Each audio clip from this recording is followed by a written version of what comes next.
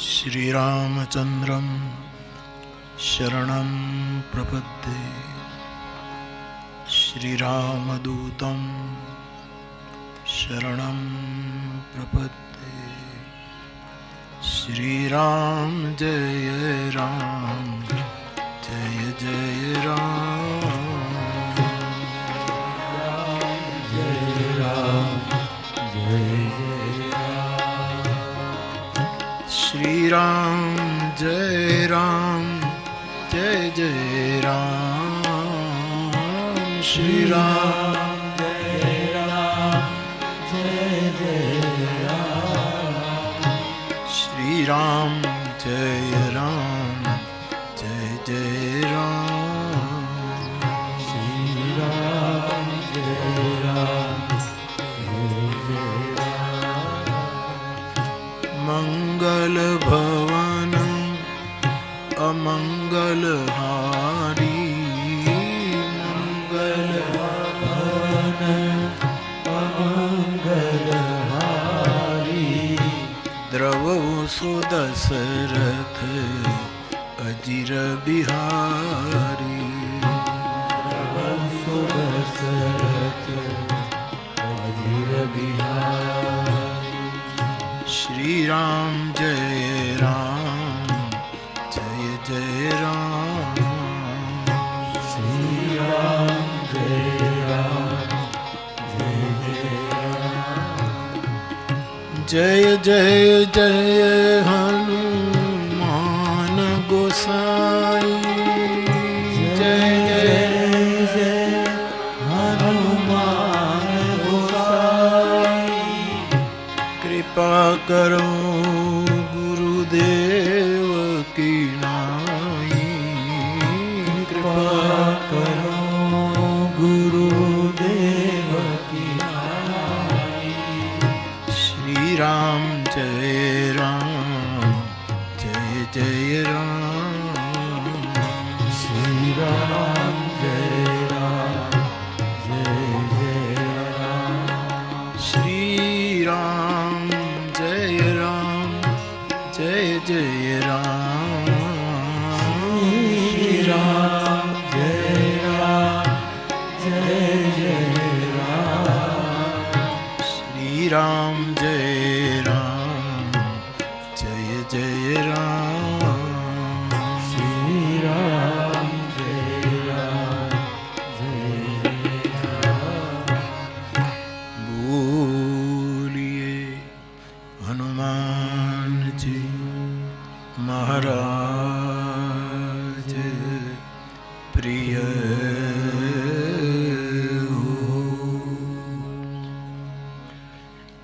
वसुदेव सुतं देवं कंस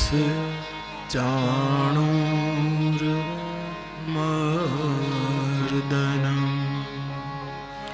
देवकी परमानन्दम् कृष्णं वन्दे जगद्गुरुं कृष्णं वन्दे जगद्गुरुं कृष्णं वन्दे जगद्गुरुं बोलिए योगेश्वर भगवान की जय।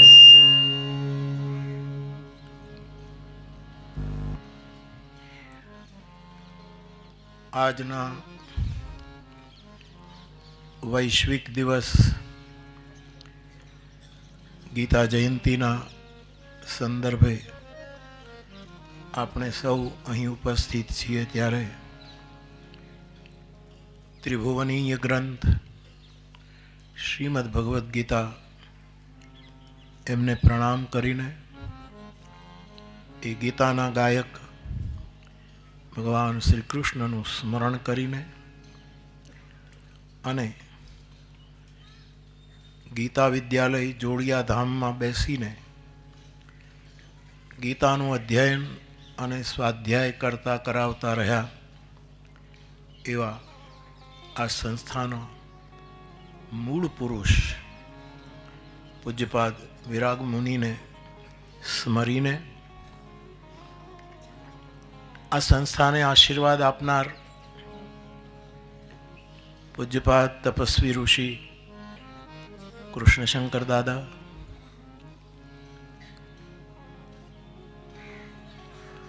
ત્રિવેણીનો વિચાર બીજ, ત્રિવેણીનું વિચાર બીજ જેમણે બોયું એવા પૂજ્યપાદ બ્રહ્મલીન ડોંગરેજી બાપા, ત્યાર પછી પૂજ્યપાદ યોગેશ બાપા શાસ્ત્રી અને સતત ગીતા જયંતિ જોડિયા ધામની સદપ્રવૃત્તિ ત્રિવેણી આ બધાની ચિંતા અને ચિંતન કરતા પૂજ્ય લાભુ દાદા, એ બધાની ચેતનાને પ્રણામ કરું છું.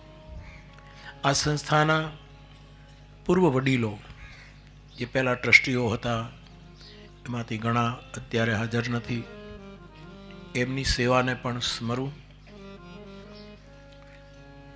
છેલ્લે આપણો વિનુભાઈ એ પણ સેવા કરતાં કરતાં વિદાય થયો, એમને પણ યાદ કરું.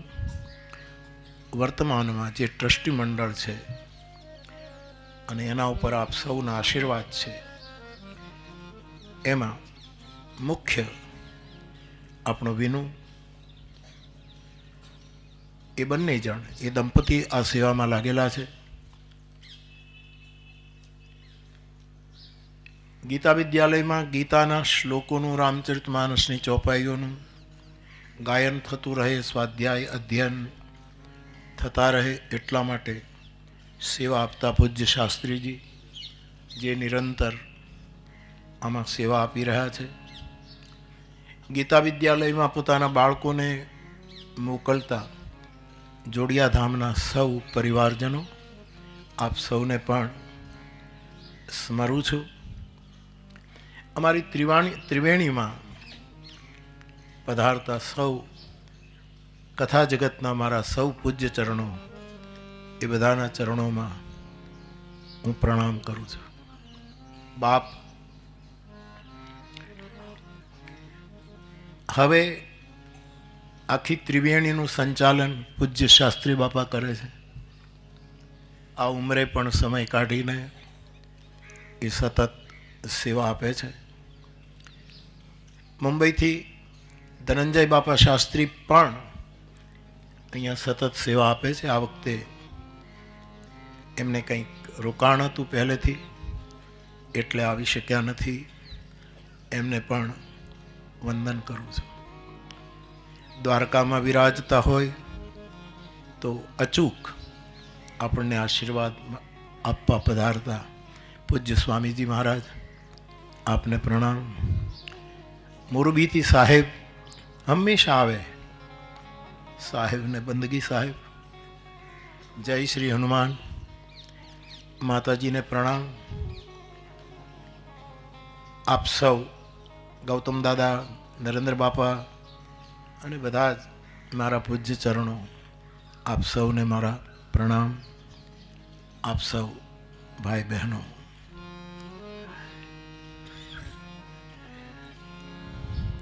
ગીતાના એક પાઠક તરીકે વર્ષોથી ગીતાનો નિરંતર સ્વાધ્યાય કરનાર વ્યક્તિ તરીકે હું અહીંથી કંઈક મારી વાણીને પવિત્ર કરવા માટે બોલી લેતો હોઉં છું. બાકી ગીતા ઉપર આપણો બોલવાનો કોઈ અધિકાર નથી. બહુ જ અધ્યયન માંગી લે. મેં કાલે સાંભળ્યું, મોડો પડ્યો, પણ સાહેબ કબીર સાહેબના કૃપાપાત્ર એમણે ગઈકાલ સાંજની બેઠકનો આરંભ કર્યો અને એમણે બહુ સારું વક્તવ્ય આપ્યું. એ કહેવાયું. હું આવ્યો ત્યારે ગૌતમ દાદા 16મા અધ્યાયને ક્રમશઃ દૈવી સંપદાનો આપની રીતે આપ અમને સમજાવો છો, એમનો મને આપની વિદ્વતાપૂર્ણ વાણીનો લાભ મળ્યો. છેલ્લે અમારે રામેશ્વર બાપુ, એમણે ભરોસા શબ્દને કેન્દ્રમાં રાખીને 9 સ્થાન આપણને બતાવ્યા કે આ ભરોસો, આ ભરોસો, આ ભરોસો. દાદા તો વચ્ચે વચ્ચે ક્યારેક રમણ મહર્ષિને લઈ આવે, ક્યારેક ઠાકુરને લઈ આવે, ક્યારેક વિજ્ઞાનને લઈ આવે, ક્યારેક અણુ ભાભા કેન્દ્રને લઈ આવે, ક્યારેક ઈસરોને લઈ આવે, ક્યારેક નાસાને લઈ આવે, અને એ બધું જ જોડતા હોય છે. કાલે મને વધારે લાભ ન મળ્યો, પણ હું મારી ખૂબ જ પ્રસન્નતા વ્યક્ત કરું છું. નડિયાદની ત્રિવેણી કેટલી રીચ રહી, બધી રીતે. આપણે ત્યાં વર્ષોથી, આપણે ત્યાં કેટલા સમર્થ ભાગવતકાર, ગીતાકાર, રામાયણકાર અહીંયા આવ્યા છે. બધાના નામ લઈશ તો કોઈ ચૂકી જાય. એ બધાએ આપણને બહુ આશીર્વાદ આપ્યા છે. સમયે સમયે ત્રિવેણીમાં નુકસાન ન કરે એવી બાઢ આવતી જાય છે. કિનારા તોડીને બહેકી ન જાય એવું પૂર આવતું જાય છે. એના એક વર્ષોના સાક્ષી તરીકે હું મારી પ્રસન્નતા વ્યક્ત કરું છું. એક જ દિવસનો કાર્યક્રમ, અને છતાં 75થી 80 મારી કથા જગતના વક્તાઓ પધાર્યા. એ આપની ભૂરીદા જનાહાની ઉદારતા છે કે આપ બધા પધાર્યા. આવતા રહેજો. મારી થોડીક વ્યસ્તતા અને જે ગણો તે, પણ આવતા વર્ષે હું પૂરી કોશિશ કરીશ કે હું 2 દિવસ રહી શકું અને 2 દિવસ બધાનો લાભ લઈ શકું, એવી હું કોશિશ કરીશ. તો ભગવદ્ ગીતાને કેન્દ્રમાં રાખીને બહુ કહેવાયું. સ્વયં ભગવાન કૃષ્ણએ તો ગીતા કહી જ. અને યોગેશ બાપા કહેતા, મને સ્મરણ છે કે આ જગતમાં કોઈ ગ્રંથની જન્મ જયંતિ જો મનાતી હોય તો એકમાત્ર ભગવદ્ ગીતા છે. વેદની જન્મ જયંતિ આપણે મનાવતા નથી, કારણ કે આપણી પાસે એની કોઈ તિથિ નથી. અપૌરુષે આપણને ખબર નથી. વાલ્મીકી રામાયણની પણ જન્મ જયંતિ આપણે મનાવતા નથી. અન્ય ગ્રંથો, શ્રીમદ ભાગવત, પુરાણાદિ ગ્રંથ, બ્રાહ્મણ ગ્રંથ, આરણ્યક ગ્રંથ, જેટલી જેટલી આપણી દૈવી સંપદા, હા, રામચરિતમાનસની જન્મ જયંતિ આલેખિત છે. 1631ની રામનવમી, મંગળવાર, મધ્યાહનનો સમય, અને અયોધ્યામાં અવધપુરી યહ ચરિત પ્રકાશા, એ જયંતિ આપણને મળે છે. બીજા વિશ્વગ્રંથો એની મને ખબર નથી, આપણો એટલો અભ્યાસ પણ નથી. પરંતુ એકમાત્ર ગ્રંથ સદગ્રંથ છે જેની જન્મ જયંતિ આખી દુનિયા ઉજવે છે. એ ગ્રંથનો પોતાની રીતે અપને આપ મહિમા છે. ગીતા કહેવાય અર્જુનને નિમિત્ત બનાવીને. અર્જુને બરાબર સાંભળ્યું છે, વચ્ચે વચ્ચે પ્રશ્નો પણ કર્યા છે. કાદે દાદા કહેતા હતા કે દેવી સંપદામાં અર્જુનનો કોઈ પ્રશ્ન નથી, સીધા કૃષ્ણ વહેવા જ માંડ્યા છે, એમાં કોઈ પ્રશ્ન પૂછ્યો નથી, અને સીધા કૃષ્ણ કરુણા વહાવે છે. પરંતુ આપણે જાણીએ છીએ કે વચ્ચે વચ્ચે અર્જુનના પ્રશ્નો, જિજ્ઞાસાઓ છે. એટલે જિજ્ઞાસાને આપણે સ્વીકાર કર્યો છે. આપણે ત્યાં પ્રશ્નોપનિષદ પણ છે, સંવાદને આપણે સ્વીકાર્યો છે. પણ પ્રશ્ન પૂછે પછી ભગવાન કૃષ્ણ કહે, અને એમાં શાયદ એક પ્રોસેસ, જેમ કાલે દાદા કહેતા હતા ને કે એમ્પ્લીફાયર હોય, ઇલેક્ટ્રિસિટી હોય, માઇક્રોફોન હોય, આ હોય, એમાંથી જરાક કાંઈક મિસ થાય તો આખી પ્રોસેસ તૂટી પડે, એવું દાદા કાલે કહેતા હતા. એટલે પૂછવું, પછી બોલે, પછી આમ થાય, વળી પેટા પ્રશ્ન આવે. એમાં એક ધારું શ્રવણ શક્ય નથી. એક ધારું શ્રવણ ગીતાનું કોઈએ કર્યું હોય તો મારા હનુમાને કર્યું છે. અને એ વખતે અર્જુનના રથની ધજા તો ફરકતી હતી, પણ ધજામાં બેઠેલો સ્થિર હતો.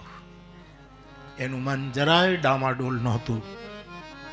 પવન તો ચારે બાજુ વહે, પરંતુ એ વખતે પવનપુત્રની આંખો કેવલ રથના સારથીના હોઠ ઉપર હતી કે આ પરમેશ્વર શું બોલે છે. એના મેં એની એકાગ્રતા હતી. એટલે મારી દ્રષ્ટિએ ગીતાનો ગુણાતીત શ્રોતા કોઈ હોય તો તે શ્રી હનુમાનજી મહારાજ છે. પછી આ પરંપરામાં આ 5000 વર્ષમાં કેટલા મહાપુરુષો આવ્યા જેમણે ગીતા ઉપર પ્રકાશ પાડ્યો. વિદેશી વિદ્વાનોએ પણ પાડ્યો. કોઈ તો આ ગ્રંથોને માથા ઉપર લઈને નાચ્યા, કોઈએ કહ્યું, કોઈએ પોતાની ભાષા આના ભાષ્યો કર્યા. આપણે ત્યાં પણ કેટલા મહાપુરુષો, સર્વપલ્લી રાધાકૃષ્ણથી શરૂ કરું, રાજ્ય ગોપાલાચાર્યથી શરૂ કરું, રાજકીય ક્ષેત્રના અગ્રણીઓ. રાધાકૃષ્ણ તો બહુ મોટા ફિલોસોફર, ગીતાના એક સમર્થ ગાયક અને ગીતાનો પ્રચાર અને પ્રસાર કરવામાં જેનું યોગદાન દુનિયા કોઈ દિવસ નહીં ભૂલી શકે એવા સ્વાધ્યાયના પ્રણેતા પૂજ્યપાદ પાંડુરંગ દાદા શાસ્ત્રી, એની તત્વજ્ઞાન વિદ્યાપીઠ થાણે એનું ઉદ્ઘાટન ડૉક્ટર રાધાકૃષ્ણએ કરેલું. એના સિવાય દેશમાં કોઈ વ્યક્તિ અમને જડ્યો નહીં. આવો એક સમર્થ ફિલોસોફર, ભારતના પ્રધાન, ઉપરાષ્ટ્રપતિ પૂર્વના. તો એમણે ગીતા ઉપર પ્રકાશ પાડ્યો, રાજાજીએ પ્રકાશ પાડ્યો. એ ધારામાં લોકમાન્ય તિલકે પ્રકાશ પાડ્યો. અને આખા ગીતા ગ્રંથને એમણે કર્મપરક સિદ્ધ કર્યો. એ જ પરંપરામાં ગાંધીજી આવ્યા. એમણે ગીતાનો ખૂબ આશ્રય લીધો. એમણે ગીતાને અનાસક્તિ યોગમાં પરિવર્તિત કર્યો. સંન્યાસી જગતમાં ચિન્મયાનંદજી આવ્યા. એમણે ગીતાને પોતાની રીતે મૂલવી અને એમની પૂરી પરંપરામાં દયાનંદજી આવ્યા.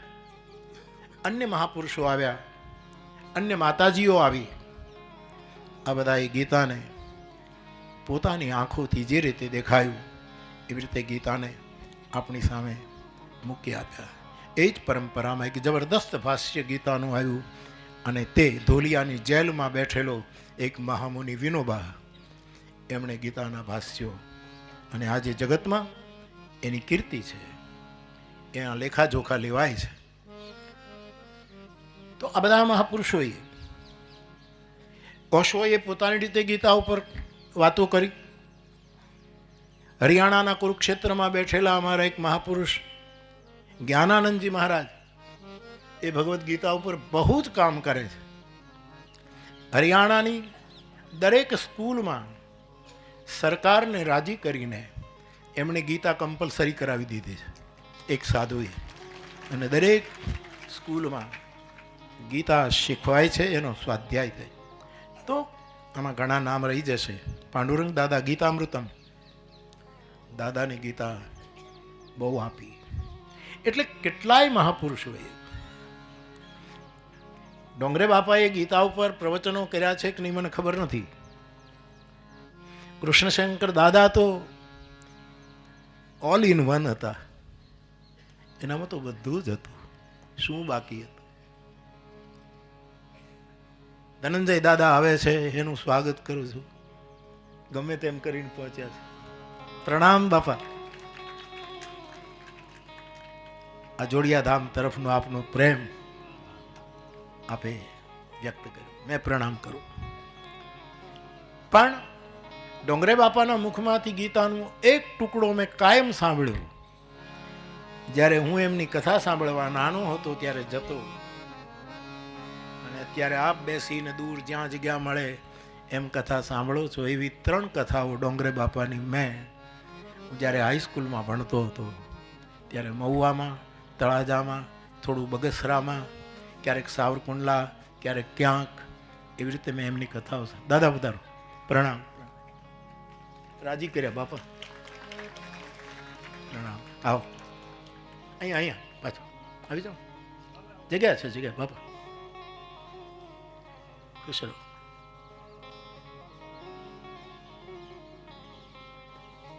પરંતુ ડોંગરે બાપાના મુખમાંથી મેં એક ટુકડો ગીતાનો, મેં જેટલી વખત એમની ભગવદ્ ગીતા સાંભળી, એક ટુકડો કાયમ મેં સાંભળ્યો. શિષ્યસ્તેહમ સાધિમામ તામ પ્રપન્નમ, આ એમના મુખમાંથી નીકળતું હતું. એ એની રીતે એમની વ્યાખ્યા કરતા હતા, એ મારી સ્મૃતિમાં છે. ટૂંકમાં ગીતા ઉપર અડગડાનંદજીને પોતાની રીતે ટીકા કરી છે, ઇસ્કોન વાળાએ પોતાની રીતે ટીકા કરી છે. બાકી પાશ્ચાત્ય વિદ્વાનોએ કોણે કોણે કરી તો દાદા કહી શકે કે કોણે કોણે કરી. ટૂંકમાં એક બહુ જ નુકસાન ન કરે એવી બાઢ ભગવદ્ ગીતાની છે. લોક અને વેદ બેમાંથી કોઈ કિનારાને ક્યાંય ડુબાવડી ન દે એનું જતન કરતી આ એક પરમ પાવની ધારા અક્ષું વહે છે. એના વિશે આપણે તો શું કહીએ, પણ આપણે ત્યાં અનાજમાં એક અનાજ દ્વિદળ છે. મગ, અડદ, ચણા, વધારે મને ખબર નથી, એ દ્વિદળ છે. બાજરો ને ઘઉં ને બધું એક દળ છે, પણ ઓલા દ્વિદળ છે. ગીતા દ્વિદળ છે. જગત त्रिगुणात्मक है जगत, सत्व रज तम फला फला फला, परंतु महत्व की सॉरी मारे गुजराती में बोलवा, अमुक वस्तु द्विदल है. रामचरित मानसे आ द्विदलનું બહુ એક મોટું લિસ્ટ આપ્યું છે. એમાં અત્યારે આપણે જવું નથી, પણ સુખ હોય તો દુઃખ, કાશી હોય તો મગહર, કર્મનાશા હોય તો ગંગા, બોધ હોય તો વિરોધ, જ્ઞાન હોય તો અજ્ઞાન, ગુણ હોય તો અવગુણ, હર્ષ હોય તો આદિ આદિ આદિ, એ દ્વંદ દ્વંદ દ્વંદ. ભગવદ્ ગીતાને તલગાજડું કેવલ સ્વાધ્યાય કરતા કરતા મેં બહુ ઘણી વાર કહ્યું છે કે મારા દાદા ત્રિભુવનદાસ દાદા, મારું બધું જ, એમણે મને રામચરિત માનસ આપ્યું, અને એમના જ નાના ભાઈ વિષ્ણુ દેવાનંદ ગિરી, પૂર્વાશ્રમના વિષ્ણુ બાપુ હરિયાણી, એ બધું છોડીને કાશીમાં સંસ્કૃતનો અભ્યાસ કરીને કૈલાસ ઋષિકેશ ગયા, વિદ્યા વાચસ્પતિ બન્યા, કૈલાસ આશ્રમના મહામંડલેશ્વર નિયુક્ત, અને નિરંતર આજ પણ કૈલાસ આશ્રમમાં ગીતા, વેદ, ઉપનિષદોનો સ્વાધ્યાય નિરંતર ચાલે છે. જે આશ્રમોમાં ચાલવો જોઈએ એ આ ત્યાં ચાલે છે. એમણે એક પોસ્ટકાર્ડ લખેલો, આમ તો પછી ક્યારેય ગુજરાતમાં નથી આવ્યા, તલગાજડા તો ક્યાંથી આવે, પણ એક પોસ્ટકાર્ડ લખેલો, અને એમાં લખેલું કે રામચરિત માનસ તો આપણા કુટુંબમાં છે, પરંતુ હું સંતાનોને, પરિવારજનોને કહું છું કે ભગવદ્ ગીતાનો સ્વાધ્યાય ખૂબ કરજો.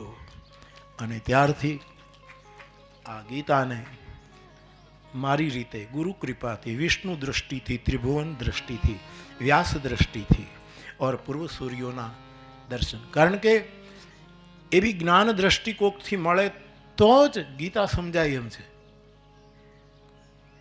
વિશ્વરૂપ દર્શન તો દુર્યોધનને પણ કરાયું મહાભારતમાં, પણ દુર્યોધન વિશ્વરૂપ દર્શનને ક્યાં એનો સ્વાદ લઈ શક્યો, અથવા તો ક્યાં સમજી શક્યો? દુર્યોધનની આંખો કઈ કમજોર નહોતી, એને નહોતું દેખાવું જોઈતું હતું એવું દેખાતું હતું. અંધનો દીકરો હોવા છતાં ખબર નહીં કાંઈક વધારે ભાળતો હતો, પરંતુ જોવા જેવું હતું એ ચૂકી ગયો, કારણ એને દિવ્ય દ્રષ્ટિ નહોતી. વિમૂઢા નાનું પશ્યંતી, ગીતાકાર કહે છે જે વિમૂઢ છે એ નથી જોઈ શકતા. વિમૂઢા નાનું પશ્યંતી, પશ્યંતી જ્ઞાન ચક્ષુષ. એના માટે જ્ઞાન દ્રષ્ટિ, અને જ્ઞાન દ્રષ્ટિનો પર્યાય છે દિવ્યમ દદામિ તે ચક્ષુ. અર્જુન જોઈ શક્યો, દુર્યોધન ન જોઈ શક્યો. દેખાણું, બધું દેખાણું, જોયું પણ હશે પણ પામી ન શક્યો. એના માટે ખાસ દ્રષ્ટિ જોઈએ, અને એવી દ્રષ્ટિ જો આપણને મળે તો દ્વિદલ ગીતા સમજાય. અને એ ગીતાનું દ્વિદલ, અને તો મેં ફરી એક વખત કહું, અહીં વિદ્વાનો બેઠા છે, મારા પૂજ્યો છે, મારા ઉપર બહુ જ વાત્સલ્ય વરસાવે છે. હું એમની પાસેથી, એમના વક્તવ્યોમાંથી બહુ શીખું છું, અને પછી એમનું નામ લઈને વેચું છું. એ મને આનંદ આવે. નરેન્દ્ર બાપા જ્યારે આવે ત્યારે સંસ્કૃતમાં શરૂ કરે, આપણને કેટલો આનંદ થાય. ધનંજય બાપા પણ સંસ્કૃતમાં શરૂ કરે. નવલ દાદા આપણે ત્યાં આવે તો એ પણ સંસ્કૃતમાં. આ બધા વિદ્વાનો પાસેથી, આ મહાપુરુષો પાસેથી બહુ શીખવાનું પ્રાપ્ત થાય. અને કથા જગતને પણ પ્રાર્થના કે આનો ભદ્રા કર્તવ્યો યંતુ વિશ્વતા, જ્યાંથી પણ શુભ મળે એના માટે કાન ખુલ્લા રાખવા. આપણને બહુ મળે, હું તો બહુ મેળવું છું. મેં ઘણી વાર કહ્યું છે કે મારો કોઈ પણ કથાકાર, નાનો મોટો કથાકાર હોય જ નહીં, પ્રસિદ્ધ અપ્રસિદ્ધ હોઈ શકે, કે નાનો મોટો હોય જ નહીં. કારણ કે કથા એટલી પરમ છે કે કોઈને નાના રહેવા દેતી નથી, એટલી પરમ છે. હા, કોઈ પ્રસિદ્ધ છે, કોઈ અપ્રસિદ્ધ. મારો 80 વર્ષમાંથી 10 વર્ષ કાઢી નાખો, 70 વર્ષનો અનુભવ છે. હું જેને પણ સાંભળવા જાઉં એની પાસેથી મને કંઈક નવું મળે છે. આની પ્રતીતિ સાથે હું તમને કહું છું. અને ગંગા છે ને જમનાને ભળવાની ના ન પાડી શકે, અને ગંગા અને જમના બેનને મળે તો એ સરસ્વતીનો એને ઇગ્નોર ન કરી શકે. આપણા કાન ત્રિવેણી બને, આમાં આનો પણ પ્રવાહ આવે, આનો પણ પ્રવાહ, કોકનો ગુપ્ત પ્રવાહ પણ આવે, એનો ઇનકાર. એટલે તો કાનને દરવાજા નથી. ઘણા શાંતમ પાપમ કહીને કાનમાં આંગળી નાખી દે, વાત જુદી છે, પણ જ્ઞાનને દરવાજા. વક્તાઓએ બહુ સાંભળવું જોઈએ, બહુ જ સાંભળવું જોઈએ. વ્યાસજી એમનેમ નથી બોલતા, શુકદેવજી એમનેમ નથી બોલતા, પ્રહલાદજી એમનેમ નથી બોલતા, કે સૌથી પહેલું પગલું છે શ્રવણમ, પછી કીર્તન, કથા કીર્તન, એ બધું પછી આવે. આ શ્રવણમ અમારું માનસ પણ.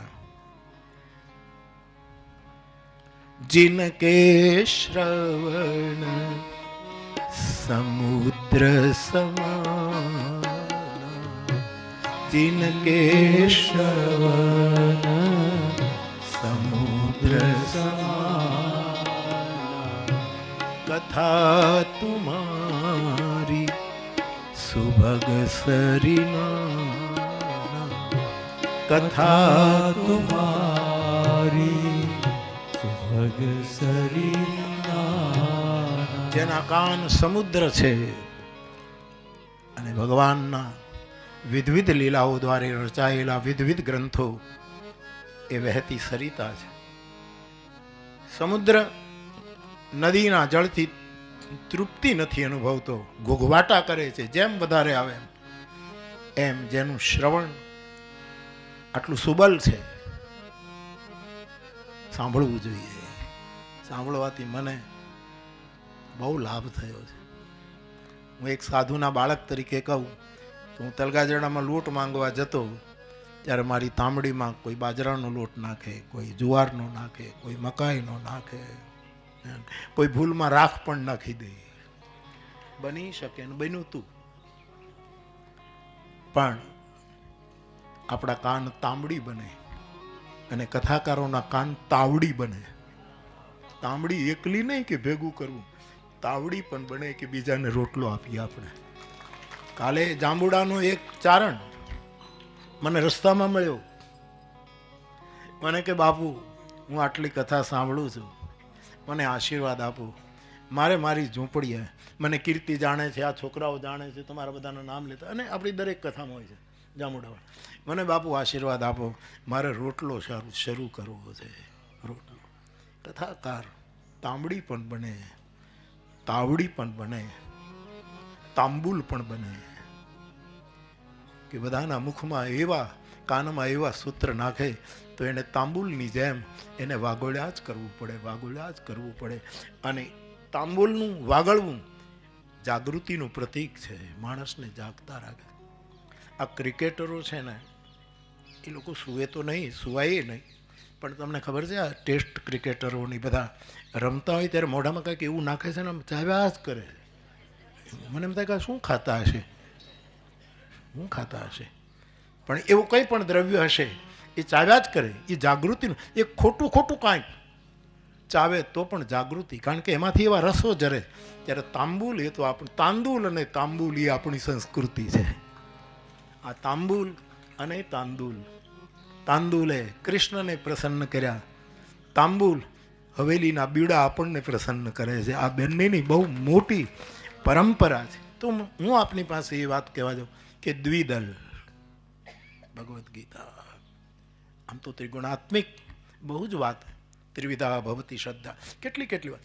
રામેશ્વર બાપુ કાલે કહેતા હતા તો હું રાજી થતો હતો, પણ મને વિચાર આવતો હતો કે એમણે માનસના ચરણ શબ્દ લઈને, પદ શબ્દ લઈને 9 સ્થાન એવા આપણને બતાવ્યા કે જેને લીધે ભરોસો પુષ્ટ બન્યો. ને દરેક જગ્યાએ ચરણ ઓર પદનું એમણે બહુ સરસ નિવેદન કર્યું. અને એ વાત પણ બાપુ એટલી જ સાચી છે કે ભરોસાનું સ્થાન ચરણ જ છે. ભરોસાનું સ્થાન મન નથી, ભરોસાનું મૂળ સ્થાન ચરણ છે. એટલે તો આશ્રયનો પદ અમે રોજ ગાઈએ છીએ. તારા મુખ ઉપર, મુખડાની તો માયા છે, ભરોસો ક્યાં છે? ને માયાનો એ તો ગુણમયી છે, ક્યારે દગો કરે કાંઈ ખબર પડતી નથી. એ તો ગુણમયી છે, ક્યારેક આ દેખાડે, ક્યારેક આ દેખાડે, ક્યારેક આ દેખાડે. અખંડાનંદ સરસ્વતીજી એમ કહેતા કે એક હોટેલમાં એક બૂઢો આદમી, એક બૂઢી માતાજી, વિદેશી વ્યક્તિ, પેલો વિધુર, પેલી વિધવા બેઠા હતા, અને એમ જ મળ્યા અને કોલ્ડ કોફી કે પીતા હતા. એટલે કંઈ વાતચીત કરતા નજીક આવ્યા અને થયું કે આપ પણ એકલા છો, હું પણ એકલો છું, અને આપણે જોડાઈ ગયા. એટલે પેલા બુઢાએ કહ્યું કે તમે બહુ સુંદર છો, આપણે સાથે રહીએ, કારણ કે તમારા વાળ કેટલા સુંદર છે. એટલે પેલી માળીએ વીક કાઢીને મૂકી દીધી. બ્રહ્માનંદ સરસ્વતી, અખંડાનંદ સરસ્વતી કે સાચું નથી, આ માયા છે, ગુણમયી છે. પણ કે એ તો ઠીક, મારી તો આ વીક ખોટી છે, વાળ નથી મારે, પણ તમારા દાંત કેટલા સુંદર છે. એટલે પેલા ભાભાએ ચોખ્ઠું કાઢીને મૂકી દીધું. આ ગુણમયી માયા છે. ભરોસો મુખ ઉપર નહીં. વ્રજની ગોપી જે ચરણ આશ્રિત છે એ કૃષ્ણના કટિભાગને પણ જોતી નથી, એની જાંઘને પણ જોતી નથી, એના વક્ષને પણ નથી જોતી, કમલ નયનને પણ નથી જોતી, એના મધુર અને અધરને પણ નથી જોતી. મારી નિષ્ઠા એક જ જગ્યાએ, અને તે ચરણમાં. રૂપ ગોસ્વામીજી તો કહે છે કે હું કૃષ્ણને જપું છું ત્યારે બલરામ પણ મારી વચ્ચે નહીં આવવા જોઈએ, નહીતર મારી ભક્તિ વ્યભિચારીની થઈ જશે. કૃષ્ણ એવ ગતિર્મમઃ, એના સિવાય મારામાં કોઈ ના આવે. તો હું આપને નિવેદન એ કરી રહ્યો છું કે એવી, એટલે આપણે ત્યાં ભરોસાનું સ્થાન જ ચરણ છે. બાપુ કાલે સરસ કહેતા હતા, અને અમે તો રોજ ગાઈએ છીએ, ભરોસો દૃઢ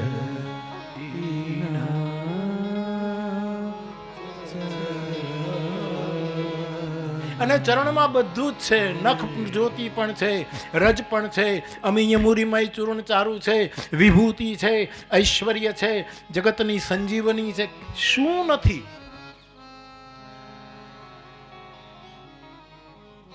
તો બાપુ બોલતા હતા ત્યારે મને એમ થતું હતું કે કાલે હું કહીશ કે બહુ સરસ વાત કરી કે ભરોસાની જગ્યા અમુક કિંમતી વસ્તુ મૂકવાના અમુક લોકરો હોય છે. એને જ્યાં ત્યાં વાતું પણ જ્યાં ત્યાં ન કહેવાય. બાપુએ કાલે યાદ કર્યું, અમારો જુનાગઢવાળા વનરાજ બાપુ એ અવારનવાર મારી પાસે મળવા, એણે મને કીધું કે બાપુ એક ભાઈએ મને એવું કહ્યું કે અંગત વાત અંગતને પણ ન કહેવી. નહીંતર આપણે કહીએ ને ભાઈ અંગત વાત અંગતને કહીએ, એને કહીએ, પણ એણે સરસ કે અંગત વાત અંગતને પણ ન કહેવી, કારણ કે અંગતને પાછા કેટલાય અંગત હોય છે સાહેબ, એટલે એટલી બધી વાત ફેલાઈ જાય. દ્રઢ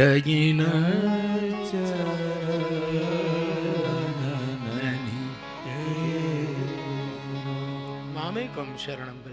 તો મેં વિચાર કરતો હતો કે હું કાલે કહીશ. આપ વિચાર કરી શકો શાસ્ત્રના આધારે કે વિશ્વાસનું જગ્યા કઈ? ચરણ નહીં, આંખ નહીં, હૃદય નહીં, કમર નહીં, નહીં, વિશ્વાસની જગ્યા કઈ? શાસ્ત્રના આધારે. મારા માટે પરમ શાસ્ત્ર રામચરિતમાનસ છે, જેમાં નાના પુરાણ નિગમાગમ સંમતમ યત રામાયણે નિગદિતમ ક્વચિદન્યતોપી સ્વાંતઃ સુખાય. આપ સૌ જાણો. તો તુલસીદાસજીએ સંકેત કર્યો છે કે વિશ્વાસની જગ્યા કઈ? ભરોસાની તો ચરણ, જે બાપુએ કીધું, સુરદાસજીએ મોહર મારી દીધી, વાત પૂરી થઈ ગઈ. પણ વિશ્વાસ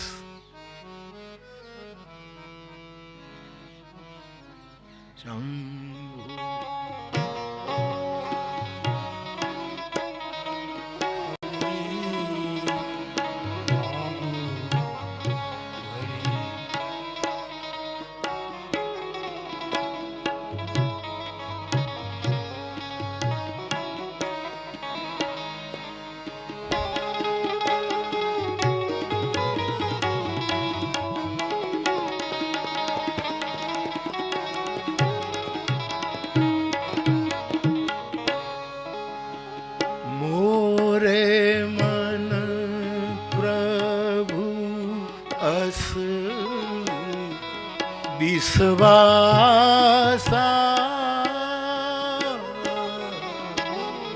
મોરે મન પ્રભુ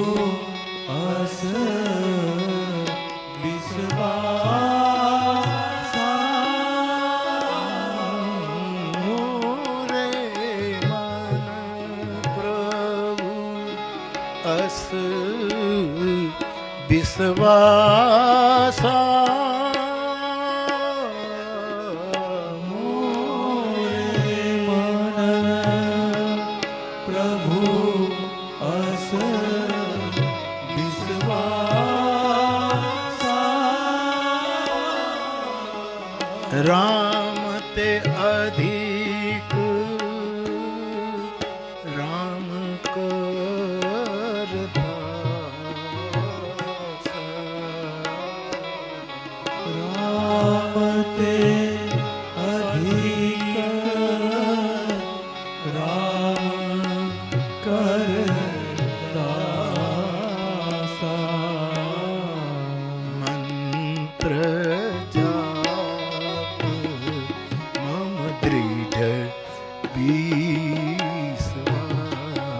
મંત્ર મંત્રનો સંબંધ મન સાથે છે, એ તો આપ બધા જાણો છો.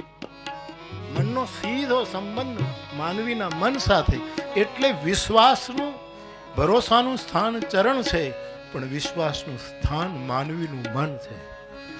અને એ પાત્રને જો બરાબર સમજીએ તો મન સામાન્ય નથી, વિભૂતિ છે.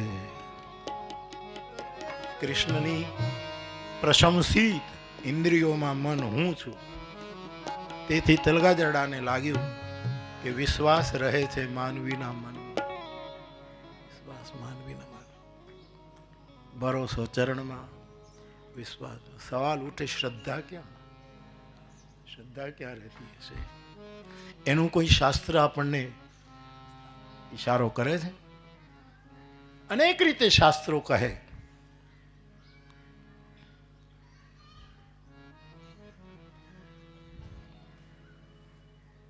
રામચરિતમાનસ ગર્ભિત સંકેત. કાલે કહેતા હતા, કોણે કીધું? દાદા આપે કીધું કે રામેશ્વર બાપુએ કે પ્રગટ અપ્રગટ પરોક્ષ અપરોક્ષ એ જો કુછ વાત ચાલતી હતી. એવી રીતે સંકેતમાં, કારણ કે રામાયણ એ તો ગુપ્ત પ્રગટ જહ જો જે ખાને ખાય.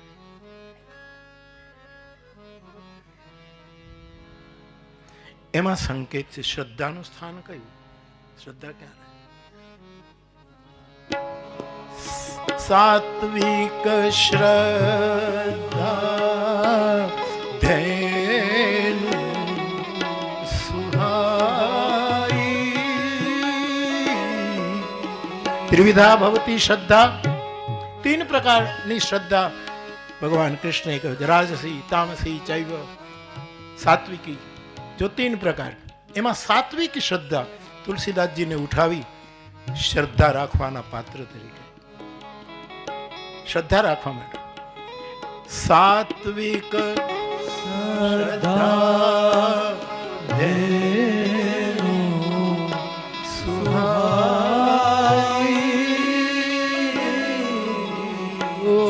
હરિ કૃપા હૃદય. આપણે આંગણે ગાય હોય અને આપણે આપણી સુવિધા પ્રમાણે વાડામાં બાંધીએ, ફળિયું મોટું હોય તો એમાં બાંધીએ, ગૌશાળા નાની મોટી હોય તો એમાં બાંધીએ. આપણી જેવી વ્યવસ્થા, ઘણા ઓસરીમાં બાંધે, જેવી વ્યવસ્થા. પણ શ્રદ્ધારૂપી ગાયને ક્યાં બાંધવી? ત્યારે તુલસી કહે હૃદય. શ્રદ્ધાનું નિવાસ સ્થાન સાધકનું હૃદય છે. પણ એ શ્રદ્ધાની ગાય હૃદયમાં ત્યારે જ બેસે જો હરિ કૃપા, જો પરમાત્મા. તો બાપુ કાલે કહેતા હતા, બહુ સુંદર પ્રતિપાદન કર્યું કે ભરોસો ચરણમાં હોવો જોઈએ. માનસ કહે છે વિશ્વાસ સાધુના મનમાં હોવો જોઈએ અને શ્રદ્ધા સાધકના હૃદયમાં હોવી જોઈએ. તો આપણા ભરોસા પ્રમાણે, આપણી શ્રદ્ધા પ્રમાણે, આપણા વિશ્વાસ પ્રમાણે, મારી દ્રષ્ટિથી આપની સામે તો હું શું કહું, પણ જે કંઈ સમજાયું તે કહું. વિષ્ણુ દાદાની કૃપાથી ગીતાનો સ્વાધ્યાય કરતા કરતા મેં ભાષ્યો બહુ જોયા નથી ગીતાના. હવે જોઉં છું. કોઈ મને કહે હું સાંભળવું બહુ, વાંચવું છું, સાંભળવું બહુ. હવે તમારા ગ્રંથો ક્યાં વાંચવાના? તમે મોબાઈલમાં બધા ગ્રંથો અંદર લઈ લો ફટાફટ બધા. હું કાંઈક કથામાં બોલું ત્યાં તો બીજે દિવસે કાગળ આવ્યો જ હોય કે અહીંયા આમ લખ્યું છે, આમાં અહીં લખ્યું છે. ક્યાં? હું સાંભળું બહુ, વાંચવું ઓછું. વાંચવું જોઈએ પણ હવે પહેલેથી વાંચ્યું ને હવે છેલ્લી અવસ્થામાં શું વાંચવું સાહેબ? સાંભળી લેવું સાહેબ, સાંભળી. અને સાંભળવામાં સારું નરસું બે સાંભળી લેવું સાહેબ. પરમાત્માએ કાન એટલા માટે જ બે આપ્યા છે. જો સારું સાંભળવાનું હોત તો આંખમાં કાન આપત, જેમ ભગવાનને ત્રીજી આંખ છે એમાં હોત તો આપણે એક સારું નરસું ભલા બુરા સબકા સુની લીજે ભલી ભલી બાત સબૂરી મેં મન લાગો મેરો. બે રીતે હું હંમેશા કથામાં કહું કે ચરણ પ્રહાર છે ને એ હંમેશા પાછળથી જ થાય. કોઈને આપણને પાટું મારવી હોય તો સામેથી ન મારી શકે, એ પાછળથી જ મારે. ચરણ પ્રહાર હંમેશા પાછળથી થાય અને ચરણ સ્પર્શ હંમેશા સન્મુખથી જ થાય. પાછળ જઈને કોઈ દિવસ કોઈએ પાનીએ ચરણ સ્પર્શ કર્યો એવું બન્યું નથી. એમ સદવાત હંમેશા સન્મુખ માણસ કરતો હોય, અસદવાત એ પાછળથી કરતો હોય. એ બંને વાત છે. તો સાંભળવું ખૂબ. બે કાન આપ્યા છે, ભલા બુરા સબકા. તો હું સાંભળું છું એટલા માટે હું કહું છું. અને આપ મારા છો એટલે કહું. ક્યારેક ક્યારેક તો બોલતા બોલતા હું મને સાંભળતો હોઉં છું કે કોક બોલે છે અને એક તલગાજરડાનો બાવો સાંભળે છે. અને આ અવસ્થા જ્યારે આપણી ક્યારેક આવે છે, રોજ નથી આવતી, પણ જ્યારે આવે છે ત્યારે કંઈક જુદા જ મુલકમાં આપણે જતા હોઈએ છીએ ત્યારે ક્યાંક. અને એટલા માટે જ તુલસીદાસજીએ લખ્યું કે શ્રોતા અને વક્તા બંને જ્ઞાન નીતિ છે. આ માટે લખ્યું છે કે પોતે પોતાને સાંભળે ત્યારે શ્રોતા તરીકે પણ જ્ઞાન કીધી અને વક્તવ્ય આપતે ત્યારે બોલે પણ એ, સાંભળે પણ એ. બ્રહ્મ લટકા કરે બ્રહ્મ પાસે. તો જે સાંભળ્યું છે, જે દાદાએ સૂચના આપી, બહુ ભાષ્યો જોયા નથી પણ સંતો પાસેથી કેવી કેવી સુંદર વ્યાખ્યાઓ મહાપુરુષ કરે. અને એટલી બધી ગીતાની વ્યાખ્યા આવી કે ક્યારેક ક્યારેક તો મૂળ પકડવું મુશ્કેલ પડે છે કે આમાં કૃષ્ણ કહેવા શું માંગે છે. જેમ અર્જુન કહે છે કે તમે મને હિપ્નોટાઇઝ કરો છો, મારી બુદ્ધિને મોહ્ય શિવ કરો છો, તમે જે કે હોય સ્પષ્ટ કરો ને. એમ ક્યારેક ક્યારેક આપણે પણ આવું જ થઈ જાય કે કેટલું કેટલું વાંચવું. આમણે આમ કહ્યું, આમણે આમ કહ્યું, અને ક્યાંક તો જે કંઈ સમજાયું છે આપ સૌને સાંભળતા એમાં ગીતા દ્વિદલ છે. દ્વિદલ છે. એ દ્વિદલની તમે ચણાને ફૂટે ત્યારે જોયો, મગને અંકુર નીકળે ત્યારે આપણે શું કહે છે નહીં, ફણગાવેલા નહીં, બહેનોને વધારે ખબર કે એને અંકુર. એ જે અંકુર નીકળે છે ને એ દ્વિદલની વચ્ચેથી નીકળે છે.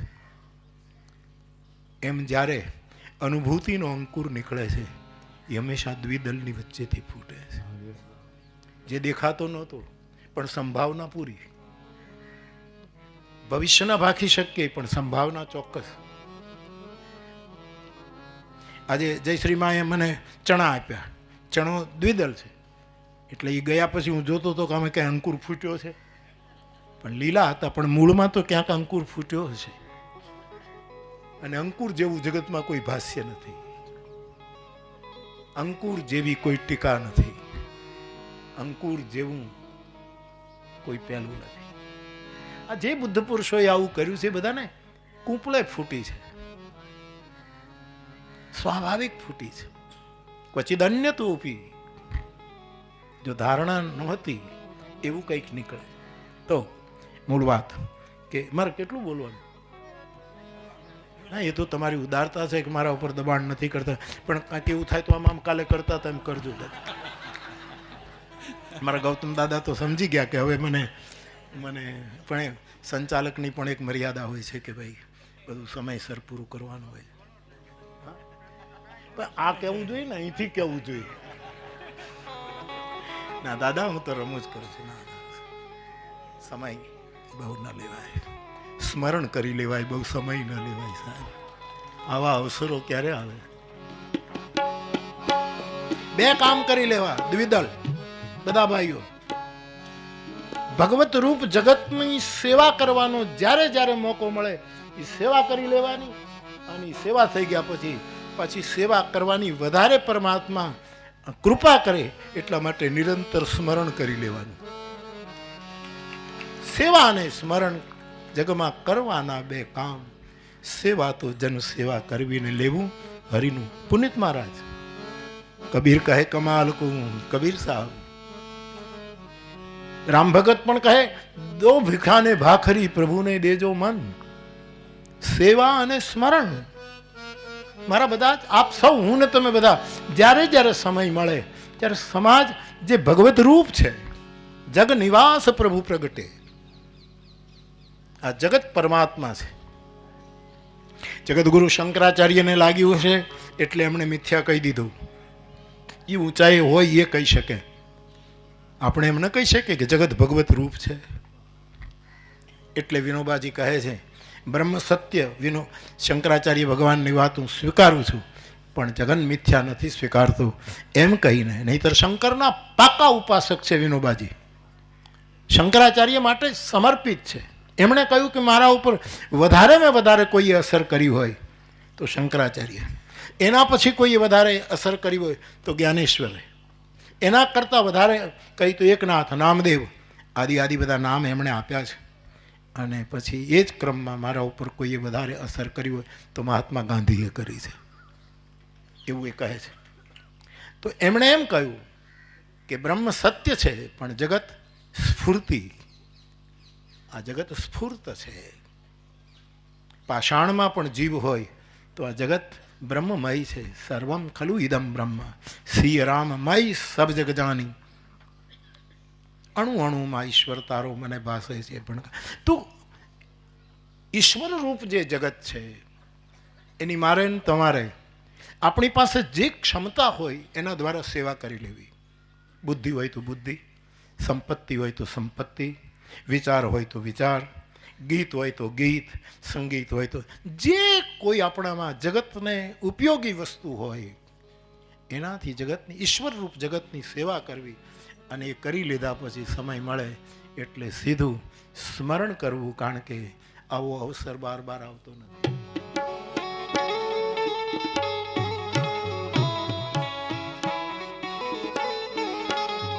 મારો હકો થોડા સમયથી જરા નાદુરસ્ત રહ્યો, પણ હવે પાછો રિપેર થતો જાય છે.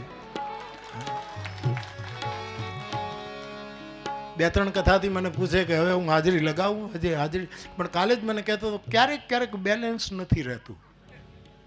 મેં કીધું પૂરેપૂરું બેલેન્સ આવે ને ત્યારે હું તને કહીશ, કારણ કે આમ શરીરનું બેલેન્સ નહીં રહે ને તો સૂરનું બેલેન્સ નહીં રહે, અને અમારે ગોથા ખાવા પડશે સાહેબ. એટલા માટે પણ જોડિયા ધામની મારી તાંબડીમાં વિરાગ મુનાઈએ જે લોટ નાખ્યો એ સબસે શ્રેષ્ઠ લોટ હોય તો આ છોકરાઓ, આ ગીતા વિદ્યાલયના છોકરાઓ છે. અહીંયા સ્વાધ્યાય કરી અને ગીતા કંઠસ્થ કરી રામાયણ, અને વિરાગ મુનિએ અને એમના પરિવારોએ મારી વ્યાસપીઠને સોંપી દીધા સાહેબ. એટલે મારા માટે આ છોકરાઓ.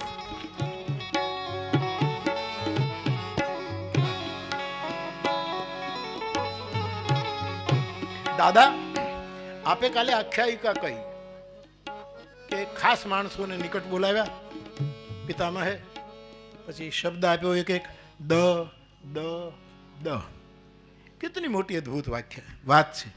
પછી દાનવોએ એમ કીધું કે તમે અમને એમ કહેવા માંગો છો કે દમન કરો, દયા કરો. દેવતાઓને કહ્યું તમે ભોગી છો, એમણે કહ્યું કે અમને તમે દમનનું કહો છો. અને મનુષ્યોને કીધું કે અમે દયા કરો, એવું છે ને, દાન કરો એવું કહ્યું. પણ એ જગ્યાએ હું હોઉં તો શું કહું? આપણું તો કોઈ ગજુ નથી એ વખતે હોવાનું.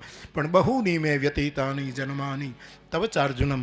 આ શૃંખલા, આ જે પરંપરા છે એમાં ક્યાંક આપણે હશું ને.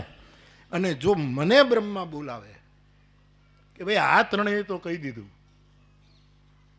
પણ મોરારી બાપુ તારે શું કહેવું છે? તો હું એમ કહું કે હું દાનવ તો નથી, કોણ કબૂલ કરે દાનવ છીએ? દેવ પણ નથી તો ગુજરી જઈએ ત્યારે દેવ થાય. માનવ છે પણ ક્યાં પૂરેપૂરા માનવ છીએ સાહેબ આપણે? તો શું મને પૂછે તો શું કહું હું આપને? તો આવું કંઈ થવાનું નથી. પણ બ્રહ્મા મને પૂછે કે મોરારી બાપુ આ દ દ દ એમાં તમારે આનો અર્થ, હું એમ કહું દર્પણ. મારે મારું આત્મદર્શન કરવું છે, મારે મારા નિજને ઓળખવો છે, મારે મારા પોતા સુધી પહોંચવું છે, મારે દર્પણ જોવું છે. તો બાપ હું એમ કહું કે દ માની દર્પણ. વલ્લભ ગુણ ગાવાને ગાવા, વલ્લભ ગુણ ગાવાને ગાવા, એ વલ્લભ ગુણ ગાવાને ગાવા, હે વલ્લભ ગુણ ગાવાને ગાવા. કારણ અવસર ફિર નહીં આવે આવા, અવસર ફિર નહીં આવે આવા. 51મી ગીતા જયંતિ સાહેબ ક્યારે 100 પહોંચશે આપણે હોઈએ ન હોઈએ, પણ આ ગતિ આગળ વધશે. આવા અવસર ક્યારે મળશે? એમાં ગાઈ લો અવસર ફિર નહીં આવે આવા, અવસર ફિર નહીં આવે વલ્લભ ગાવાની. હે વલ્લભ ગુણ ગાવાને ગાવા, એ વલ્લભ ગુણ ગાવાને ગાવા. હે વલ્લભ ગુણ ગાવાને ગાવા. તો વિનોબાજી કહે છે જગત સ્ફૂર્તિ છે, બ્રહ્મ સત્ય જરૂર, લેકિન જગત મારી દ્રષ્ટિએ સ્ફૂર્તિ છે. તો મેં આપની સામે નિવેદન કરું કે ભગવદ્ ગીતા દ્વિદલ છે. ત્રિગુણાત્મક વાતો ભગવદ્ ગીતાએ બહુ કરી. જ્ઞાનના આટલા અધ્યાય, ભક્તિના આટલા અધ્યાય, કર્મના આટલા અધ્યાય, સત્વ રજ તમ આદિ આપ સૌ જાણો છો. પણ મારે જે કંઈક કહેવું છે આપની સાથે સંવાદ, એમાં આ દ્વિદલ છે. એક દલ છે વિષાદ અને બીજું દલ છે પ્રસાદ. આ વિષાદ અને પ્રસાદની વચ્ચે ભગવદ્ ગીતા છે. અર્જુન વિષાદ યોગ, છેલ્લે મોક્ષ સંન્યાસ યોગ. और એટલું કહેવાનું મન થાય, આપ સુધી શ્રોતાઓ છો, કે વિષાદ મોહને લીધે થાય છે, પ્રસાદથી વિષાદ મોહનો નાશ થાય છે. મોહનો આરંભ, મોહને કારણે વિષાદ જન્મે છે.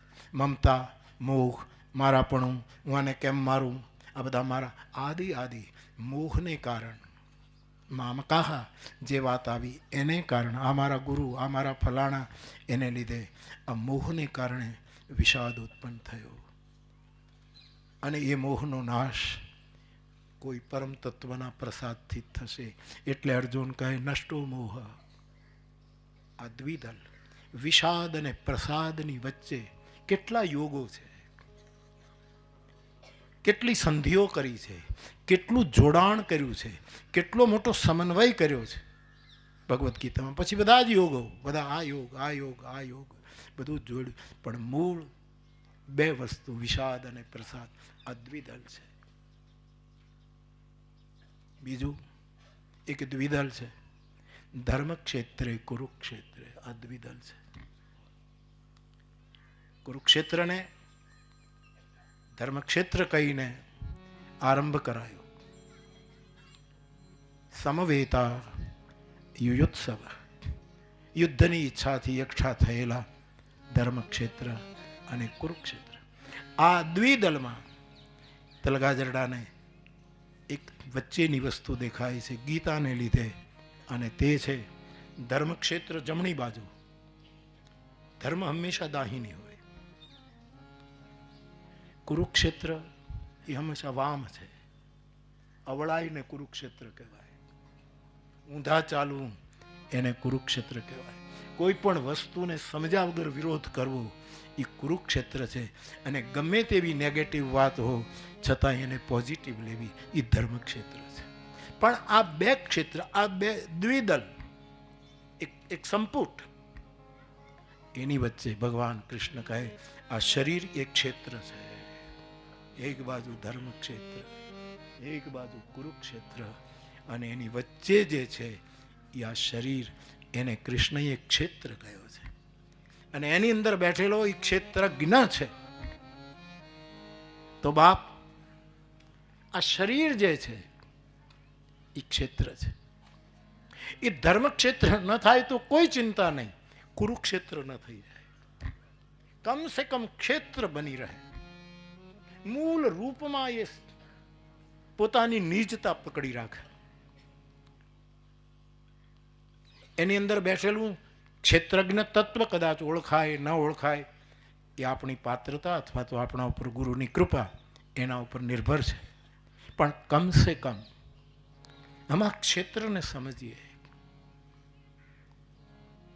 તન બંગલા જેને કીધા કમઠાણ, અમારી પ્રાચીન વાણી પણ કહે છે આ શરીરનું જે કમઠાણ છે એ ક્ષેત્ર છે. રામ કહે છે બડે ભાગ માનુષ તનુ પાવા.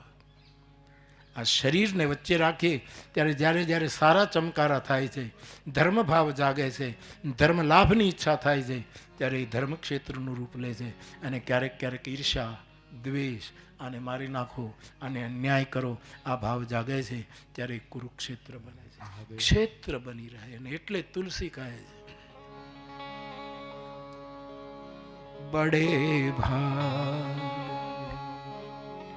માનુષ તનુ પાવા, દુસુર દુર્લભ સદગ્રંથની સાધન ધામ મોક્ષ કર દ્વાર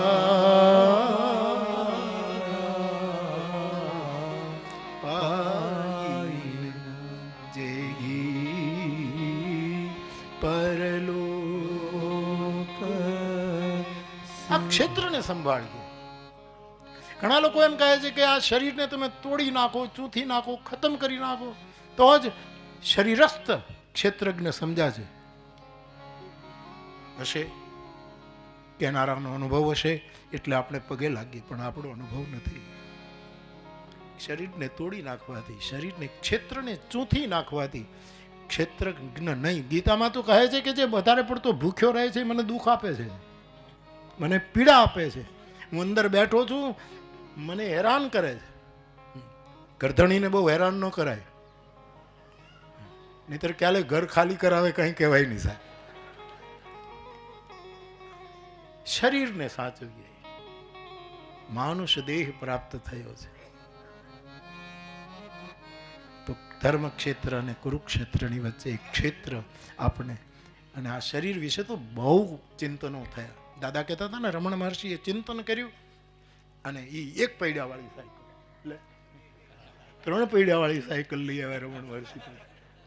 3 પૈડાવાળી સાયકલ, ભજન,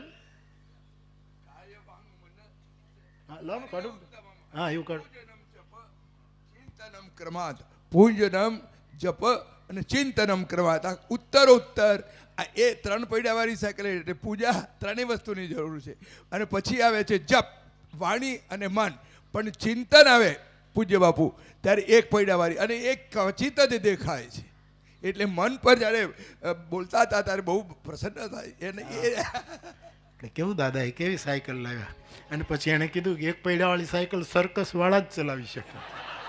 એ પણ દર્શન છે ને, આપણે જોયું ને. અને સર એટલે મસ્તક અને કસ એટલે કસાયેલું. જેની પ્રજ્ઞા મજબૂત હોય એ જ 1 પૈડાવાળી સાયકલ ચલાવી શકે, એ જ સંયમ પ્રાપ્ત કરી શકે. સર્કસનો આ બહુ મોટો અર્થ છે. કસાયેલો સર. મસાજ કરવાથી નથી થતું, સ્વાધ્યાય કરવાથી થાય. અધ્યયન ગુરુની પાસે બેસી અને શાસ્ત્રનું અધ્યયન કરવાથી. મને મારા સાધુ સમાજના કેટલાય વક્તાઓ આવે મારી પાસે, એટલે રામાયણ તો અમારામાં હોય જ, અને ભજન હોય, સંતવાણી અમે ગાતા હોય, તો એ તો સ્વાભાવિક પરંપરામાં. પણ મને ઘણા મારા સાધુના વક્તાઓ પણ કહે કે બાપુ અમારે ભાગવત કરવું. તો હું બહુ સ્પષ્ટ કહું કે કોઈ શાસ્ત્રી આ ગુરુની પાસે બેસીને પહેલાં સંસ્કૃત ભણો, એના પહેલાં તમે ભાગવતને ન્યાય નહીં આપો. વિદ્યાવાન વિદ્યાવતામની પરીક્ષા ભાગવતમાં થાય છે. યાર ગેર આપણે એ કોઈના પાસે બેસીને આપણે આજે કેટલી નવી નવી ચેતના કથા જગતની જેમ નડિયાદમાં સંતરામ આશ્રમમાં જે બધા ભૂલ્યા હતા સાહેબ, સ્વાધ્યાય કરીને આવ્યા હતા, અધ્યયન કરીને આવ્યા. હવે તમારી પાસે મોબાઈલ છે, એમાં તમે મુદ્દા લખીને આવો, કાગળમાં નોટ કરીને આવો, મનમાં લખીને આવો, જે રીતે તમારી વિધા હોય. પણ કોઈ ગુરુના ચરણમાં બેસીને અધ્યયન કરવું પડે, એના વગર નથી થતું. થાય પણ એ ધોળ ગાવા જેવું. આપણે ધોળ ગાતા હોય ને, અને ધોળ છે ને દિવાલ ઉપર કરો, એ બહુ લાંબો ટકે નહીં. ઓલું જે ફાસ્ટ પેઇન્ટ હોય ને એ વધારે ટકે. ધોળ તો પાછું એક જ વરસાદમાં નીકળી જાય. એ ધોળ કહેવાય, કાયમ ટકે. એના માટે સંસ્કૃત. અને આ શાસ્ત્રીજી, હું તમને પગે લાગુ છું, આપ ટકી રહ્યા. અને જોડિયા ધામના પરિવારોને હું એટલું જ કહું કે તમારા બાળકો આપજો, અહીંયા મોકલજો. જ્યારે જ્યારે અહીંયા ગીતા રામાયણનો સ્વાધ્યાય ચાલે એમાં તમે એને આપજો, તો કંઈક જુદું જ રૂપ ધારણ કરશે. તો 1 પૈડાવાળી સાયકલ દાદા કહેતા હતા. સંયમ 1 પૈડાવાળી. પાછું કરો ને, પાકું કરો. કાય વાંગ મન કાર્ય ઉત્તમમ પૂજનમ જપ ચિંતનમ ક્રમા. ચિંતન એક જેમ મન હોય છે પૂજ્ય બાબુ, અને પાછું એ ચિંતનનું કેવું હોય એ પણ કહે છે. આજ્ય ધારયા શ્રોત સાસમમ સરલ ચિંતનમ વિરલત પરમ. સરલ ચિંતનમ વિરલત પર. અખંડ ઘીની ધાર કઈ છે, પાણીની ધાર તો નીચે ઉપરથી કરીએ તો વેરવિખેર થાય. પણ આપણું ચિંતન એવું જોઈએ કે આજ્ય ધારયા શ્રોત સાસમમ સરલ ચિંતન વિરલત. અખંડિત હોય. ખંડિત છે ને. આ વિદેશમાં આપણે જઈએ ને તો ઘણા વોશરૂમ હોય ને, એમાં નળને તમારે ખોલવો ન પડે, આમ હાથ કરો ત્યાં શરૂ થઈ જાય છે ને ભાઈ.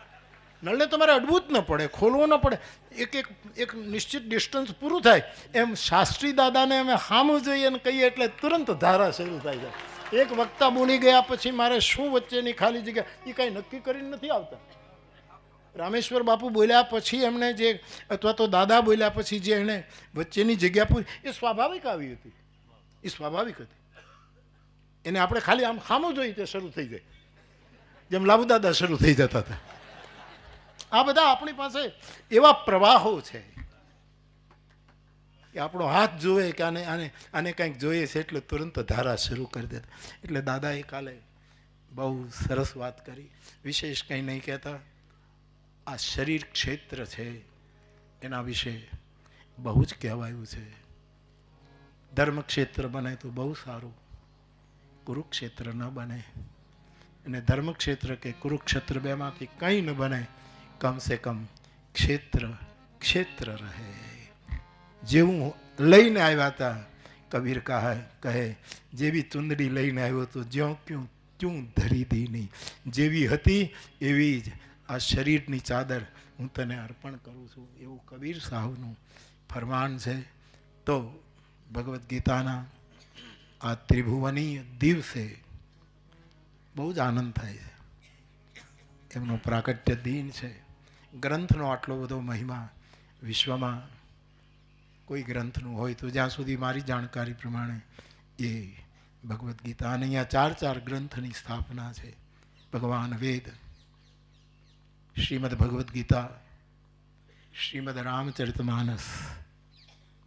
અને થોડીક મારે વિનંતી એ પણ કરવી છે કે વક્તાઓએ પૂરેપૂરું જોયા વગર કોઈ નિવેદન નહીં નાખી દેવું જોઈએ. ઘણા લોકો શરૂઆતમાં એમ કહેતા હતા કે રામચરિતમાનસ એ શાસ્ત્ર નથી, ક્યારેક એમાં શ્રીમદ શબ્દ નથી આવ્યો. ગીતા શાસ્ત્ર, કારણ કે શ્રીમદ ભગવદ્ ગીતા, ભાગવત શ્રીમદ ભાગવત. તો શ્રીમદ હોય તો જ અધૂરું. હવે એમણે ખાલી જોયું જ નથી રામચરિતમાનસ. હું પ્રાર્થના કરું, રામચરિતમાનસમાં આખરે લખ્યું છે શ્રીમદ રામચરિત્રમાનસમિદમ ભક્ત્યાવગાહંતિ તે સંસાર પતંગ ઘોર કિરણૈર દહીં. એટલે બહુ જાળવીને બોલવું. અહીંયા આવે છે એ તો આવું બોલતા જ નથી, પણ અહીંયા નથી આવતા ને એ લોકો આવું નો બોલ નાખે છે સાહેબ. અરે પીડા થાય. મને તો એવું થયું ત્યારે મેં કીધું ના, હું એનો જવાબ ના આપું, મારે નથી. કમસે કમ સ્વીકાર કર્યો છે. તો બાપ, ભગવદ્ ગીતા અદ્ભુત છે, અનુભૂત છે, અભિભૂત કરનારી છે, અલૌકિક છે. કોઈ માયના લાલે એનો વિરોધ નથી કર્યો. બધાને બોલવા પ્રેર, નાસ્તિકો પણ બોલવા પ્રેરાયા. કોઈ એને રાજયોગ કીધો કે કોઈ એને કંઈ કહ્યું, જેની જેવી દ્રષ્ટિ, પણ ગીતાને સ્પર્શ કરવો જ પડ્યો છે. અને અમારે પંડિત રામકિંકરજી મહારાજ એમ કહેતા કે વેદોનું ભાષ્ય ઉપનિષદ છે. સર્વોપનિષદો ગાવો, જે દાદા કાલ બોલતા હતા, ઉપનિષદોનું ભાષ્ય ભગવદ્ ગીતા. પંડિતજી કહેતા કે ગીતાનું ભાષ્ય રામચરિતમાનસ છે. કારણ કે ગીતામાં યોગ છે, રામચરિતમાનસમાં પ્રયોગ છે. રામચરિતમાનસ વાત ત્યાં પૂરી થઈ.